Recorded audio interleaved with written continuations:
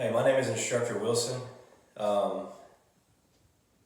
I'm speaking to a class of 12 Level 1 firefighters. This is the Skill 210 for the Instructor 1 and 2 firefighter course. First off, I'd like to just talk to my class and tell them some important key terms that are involved with a high-risk training scenario such as live fire training, which is what the scenario will be today. I am the instructor in charge today for today's training, and the instructor in charge is the senior instructor who directs and supervises other instructors during a live fire evolution. Safety officer is another very important term when you're dealing with anything that has potential to be dangerous, and live fire is that. Safety officer, by definition, is an individual appointed by the authority having jurisdiction as qualified to maintain a safe working environment at all live fire training evolutions.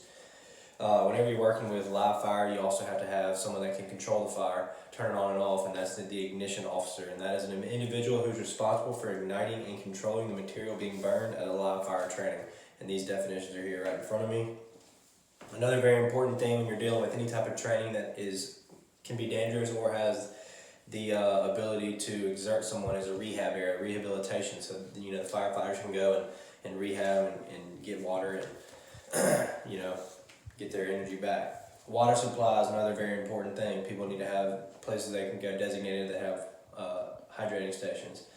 A public information officer is another very important thing you need when doing high-risk safety training. And that's somebody that can possibly deal with, media if they were there, or just anybody that would need to have any type of information or ask any questions. The PI would be that guy.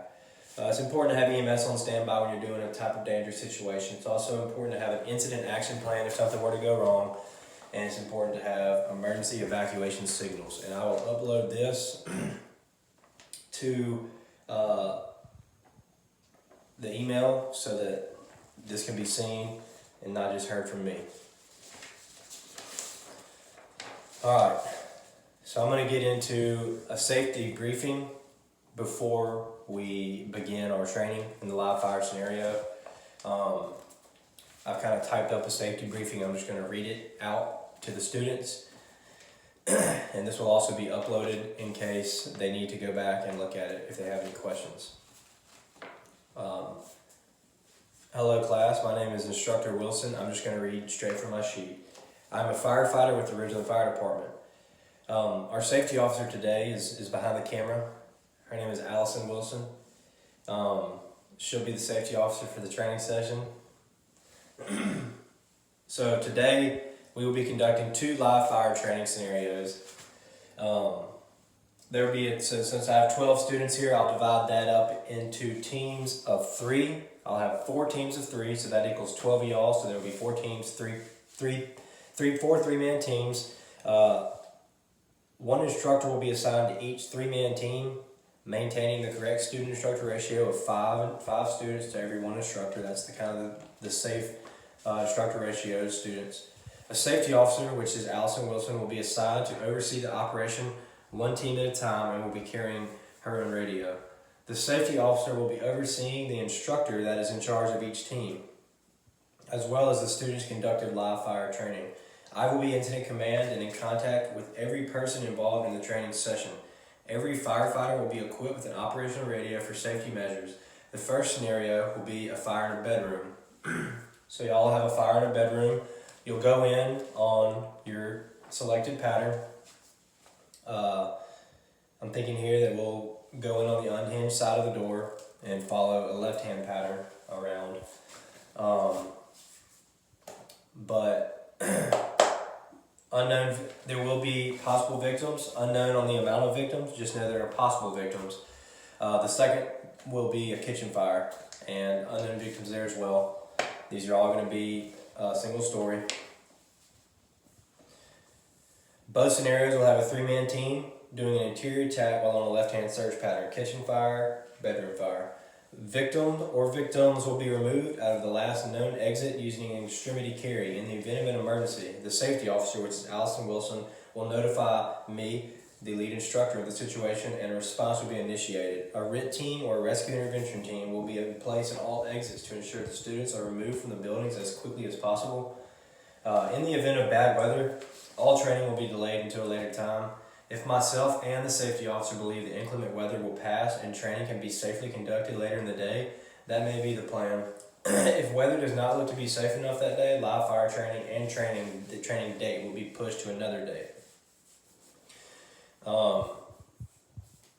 Our ignition officer for this training session will be Instructor Todd Irwin.